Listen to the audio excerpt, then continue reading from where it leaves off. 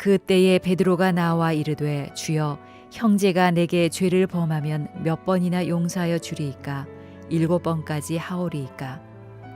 예수께서 이르시되 네게 이르노니 7번뿐 아니라 7번을 70번까지라도 할지니라. 그러므로 천국은 그 종들과 결산하려 하던 어떤 인군과 같으니 결산할 때에 10,000달란트 빚진 자 하나를 데려오매 갚을 것이 없는지라. 주인이 명하여 그 몸과 아내와 자식들과 모든 소유를 다 팔아 갚게 하라 하니 그 종이 엎드려 절하며 이르되 내게 참으소서 다 갚으리이다 하거늘 그 종의 주인이 불쌍히 여겨 놓아 보내며 그 빚을 탕감하여 주었더니 그 종이 나가서 자기에게 100데나리온 빚진 동료 한 사람을 만나 붙들어 목을 잡고 이르되 빚을 갚으라 하매 그 동료가 엎드려 간구하여 이르되 나에게 참아 주소서 갚으리이다 하되 허락하지 아니하고 이에 가서 그가 빚을 갚도록 옥에 가두거늘 그 동료들이 그것을 보고 몹시 딱하게 여겨 주인에게 가서 그 일을 다 알리니 이에 주인이 그를 불러다가 말하되 악한 종아 네가 빌기에 내가 네 빚을 전부 탕감하여 주었거늘 내가 너를 불쌍히 여김과 같이 너도 네 동료를 불쌍히 여김이 마땅하지 아니하냐 하고 주인이 노하여 그 빚을 다 갚도록 그를 옥졸들에게 넘기니라. 너희가 각각 마음으로부터 형제를 용서하지 아니하면 나의 하늘 아버지께서도 너희에게 이와 같이 하시리라. 아멘.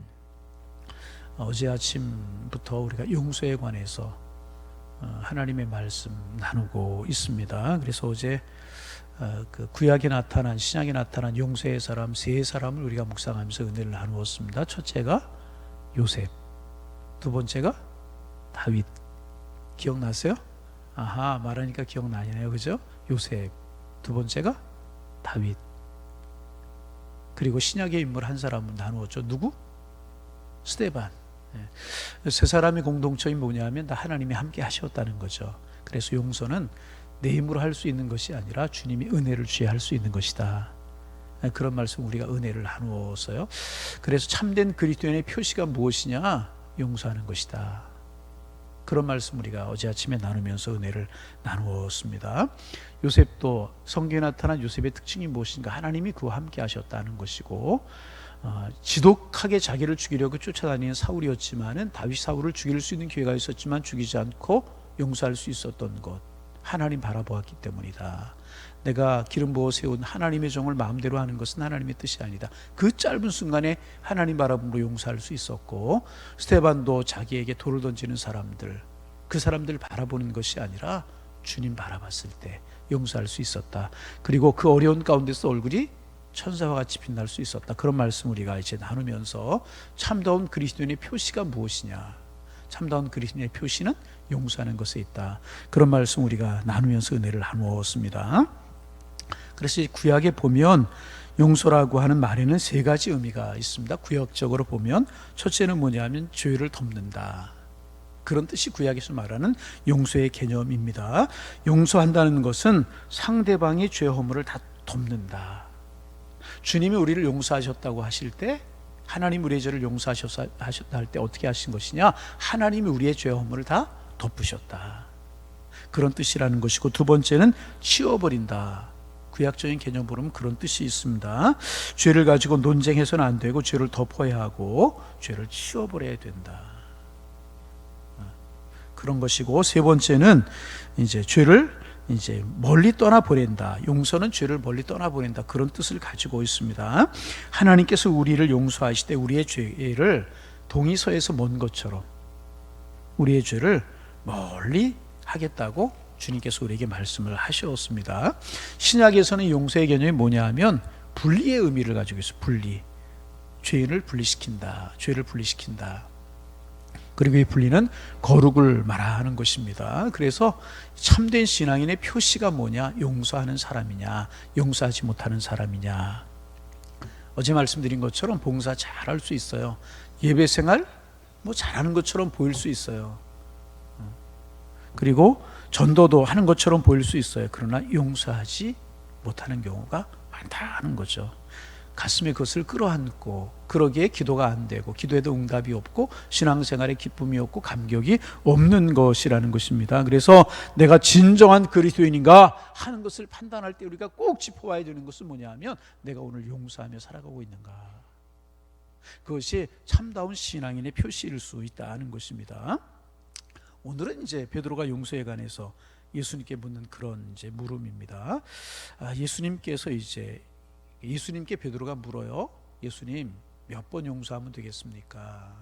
7번까지 하면 되겠습니까? 그렇게 물어요. 당시 종교 지도자들은 하나님께서 인간을 3번까지 용서하신다, 그렇게 이해하고 믿고 있었습니다. 그 3번까지는 용서하되 4번부터는 용서하지 말라, 그 당시에 훌륭한 랍비들의 가르침이었다고 그래요. 그래서 베드로가 그런 가르침을 알고 있었는데, 예수님이 7번까지 용서하면 되겠습니까? 라고 이렇게 물은 것은 굉장한 것입니다.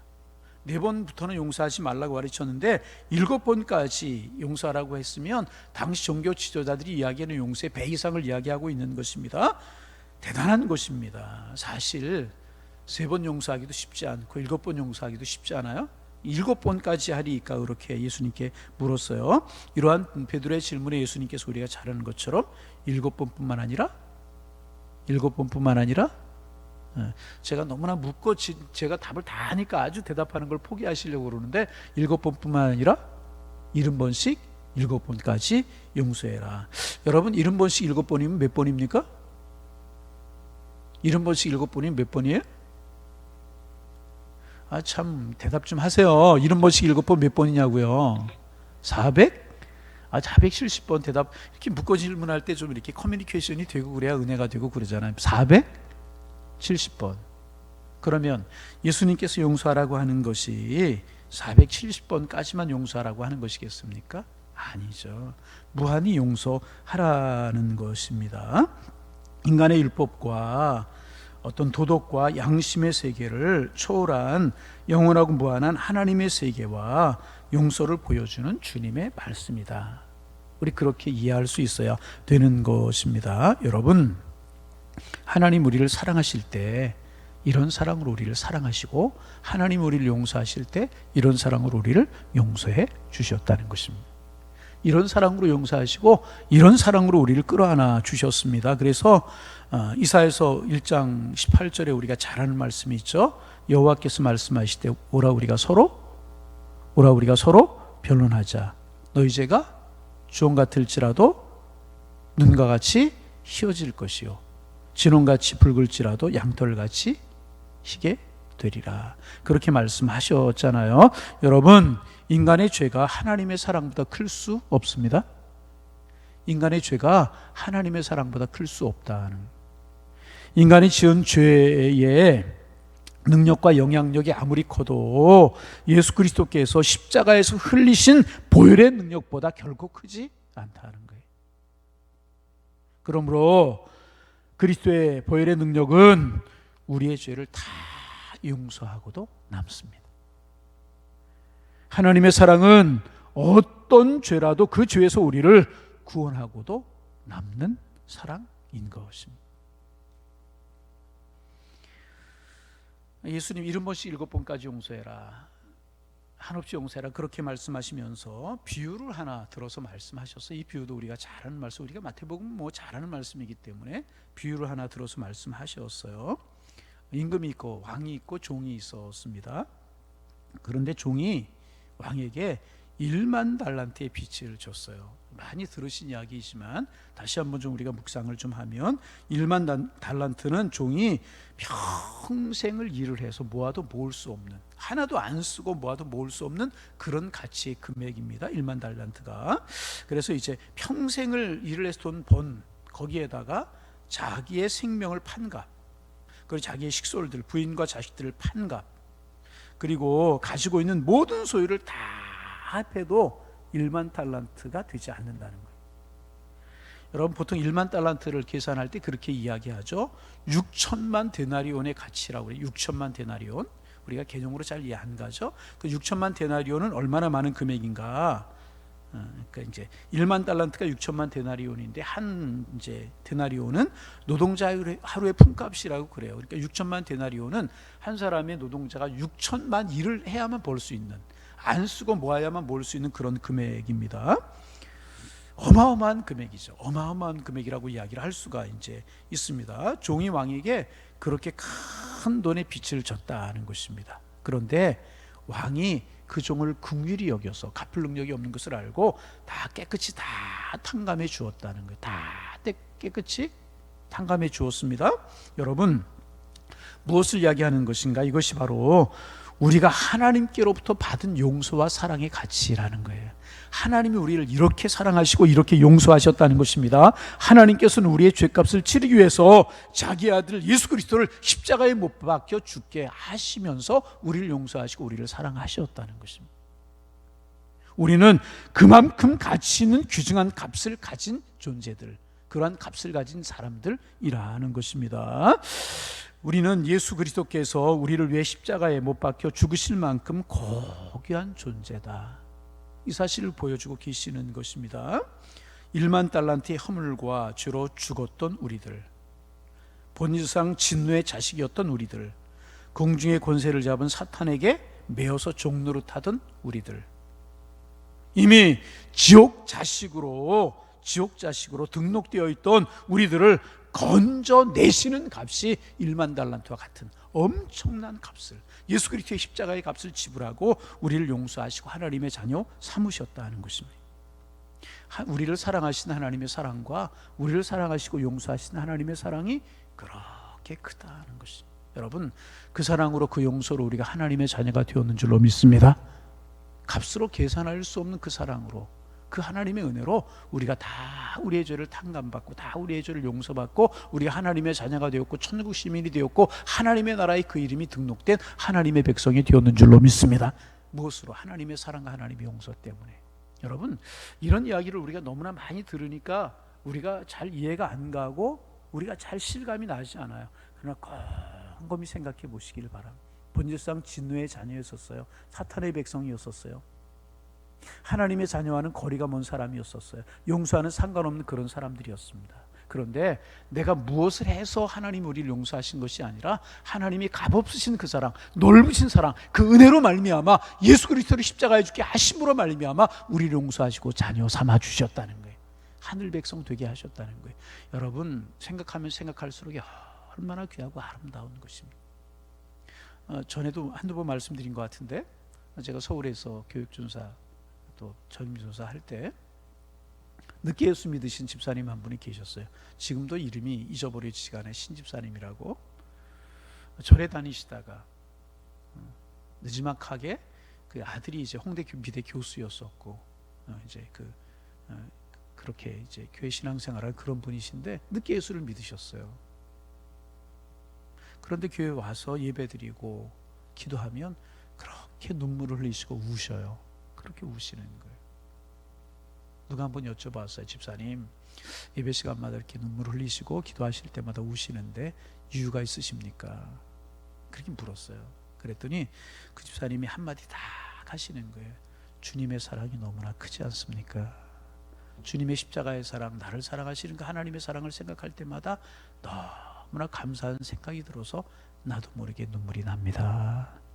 여러분, 우리 예수님의 십자가의 사랑으로 용서받고 하나님의 자녀 되었다는 감격이 우리에게 있습니까?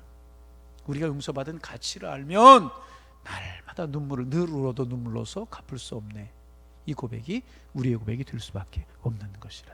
여러분, 그렇게 큰 사랑으로 주님이 우리를 사랑하셨는 줄로 믿습니다. 이것이 바로 지금 예수님께서 비유를 들어서 말씀하시는 것이 하나님의 사랑을, 예수님의 사랑을 우리에게 말씀해 주고 계시는 것이라. 그래서 우리가 하나님의 자녀 삼아졌고 천국 백성이 되었다는 것입니다. 여러분, 이 자유와 이 기쁨을 마음껏 누리며 살아가시는 우리 모두가 되시기를 주님의 이름으로 축복합니다. 우리는 하찮은 존재가 아니에요. 그렇게 주님이 귀한 값을 치르시고 우리를 하나님의 자녀 삼아 주셨다는 것입니다. 그런데 예수님의 비유는 여기에서 끝나지 않아요. 그렇게 이제 종이 주인에게, 임금님에게 탕감을 받았어요. 얼마나 기뻤겠습니까? 이럴 때 하는 말이 날아갈 듯이 기쁘다, 뭐 그런 이야기 하는 것 아니겠습니까? 세상 정말 무엇보다 바꿀 수 없는 기쁨을 얻었습니다. 얼마나 기뻤겠습니까? 그리고 나서 탕감받고 이제 나갔어요. 나가다가 자기의 동료를 한 사람 만났어요. 그런데 동료가 어떤 사람이냐? 자기에게 100데나리온의 빚을 진 그런 동료를 만났어요. 여러분 6천만 달란트 100데나리온 그러니까 6천만 데나리온 100데나리온 이게 비교가 되고 상대가 되는 것이겠습니까? 비교가 되지 않은 작은 빚을 진 동료 친구를 만났다는 것입니다. 그 사람을 보자마자 소리를 지르고 멱살을 잡았는지 모르겠어요. 너 왜 내 빚 안 갚어? 왜 빚 안 갚어? 100데나리온 왜 빚을 안 갚어? 그리고 멱살을 잡고 감옥에 쳐넣었다는 그런 이야기입니다. 자기는 상상할 수 없는 비교할 수 없는 엄청난 죄를 엄청난 빚을 임금님에게 탕감을 받고 자기에게 조금 6천만 달란트에 비하면 이 100달란트 도대체 얼마나 되는 것입니까? 비교도 안 되는 그런 친구의 빚을 친구의 잘못을 용서하지 못하고 감옥에 쳐넣어 버렸다는 것입니다. 그 이야기를 임금님이 들었습니다. 그리고 화가 나가지고 비교되지 않는 것을 용서받았음에도 용서하지 못하는 이 종을 향하여서 진노하는 내용이 오늘 성경에 기록되어 있죠. 우리 같이 한번 32절 말씀 읽어봅니다. 이에 주인이 그를 불러다가 말하되 악한 종아. 내가 뭐라고 주인이 이야기합니까? 악한 종이다. 뭐라고요? 악한 종. 그렇게 큰 사랑을 받고 용서를 받고 적은 사랑 적은 용서 베푸지 못하는 이 사람을 향하여 뭐라고 이야기하는가? 악한 종아. 그 다음에 내가 빌기에 내가 내 빛을 전부 탕감하여 주었거늘 33절 내가 너를 불쌍히 여긴 것 같이 너도 내 동료를 불쌍히 여기 마땅하지 아니하냐 하고 자 34절 주인이 노하여 그 빚을 다 갚도록 그를 옥졸들에게 넘기니라. 그러니까 이 사람이 빚을 갚을 수 없는 거예요. 평생 옥에 들어가 살 수밖에 없는 그런 처지가 되어버리고 말았다는 거죠. 여러분 무엇을 이야기하는 것인가? 우리는 주님 앞에 그렇게 큰 사랑과 용서를 받았다는 거예요. 6천만 달란트의 빚을 탕감받은 것처럼. 그런데 우리가 가지고 있는 용서하지 못하는 모든 문제는 100데나리온처럼 지극히 적은 것에 불과하다는 거예요. 그럼에도 불구하고 우리 용서하지 못하고 살아갈 수 있다. 용서하지 못하고 살아간다는 것입니다. 이 종은 자기가 그렇게 크게 탕감을 받았음에도 불구하고 작은 빚진 이 동료를 용서하지 못했다는 것입니다. 왕이 진노하고 그랬어요. 그래서 이 비유를 마치고 예수님께서는 35절에서 이렇게 결론을 내리십니다. 35절 말씀 큰 목소리로 우리 좀 읽습니다. 너희가 안 읽는 분이 없도록 자 같이 너희가 각각 마음으로부터 형제를 용서하지 아니하면 나의 하늘 아버지께서도 너희에게 이와 같이 하시리라. 결론입니다. 너희가 각각 마음으로부터 형제를 용서하지 아니하면 하나님 어떻게 하시겠다고요? 너희에게 이와 같이 하시겠다는 건 뭐예요? 용서하지 않게 했다는 거예요. 여러분 이만큼 주님께서 용서를 소중하게 생각하신다 그 말. 어저께 나누었던 말씀 똑같은 말씀 우리가 오늘 말씀의 결론을 지으려고 합니다. 여러분 용서가 그리스도인의 표시라고 그랬어요. 그런데 문제는 용서하며 살기가 쉽지 않다는 거예요. 그래서 우리는 어떻게 해야 되나? 우리를 용서하신 주님을 바라봐야 되는 거예요.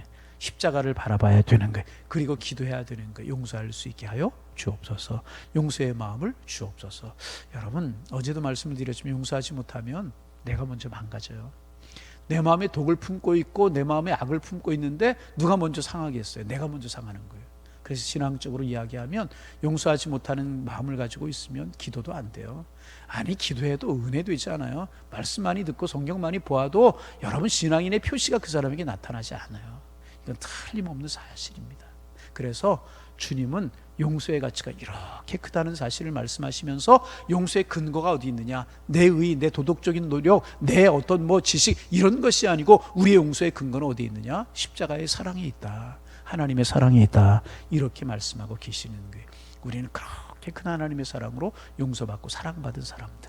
그러기에 나는 용서할 수 없지만 요셉이 하나님 바라보고 다윗이 하나님 의지하고 스데반이 주님 바라봤을 때 용서하고 용서의 사람이 되었던 것처럼 오늘도 주님 바라보고 그 주님의 마음을 품을 수 있도록 기도하시고 그래서 이 그리스도인의 참다운 표시인 용서가 우리의 삶에 넘쳐나서 가는 곳마다 천국, 하나님의 은혜, 십자가의 사랑이 드러나는 축복이 우리에게 있기를 소망합니다.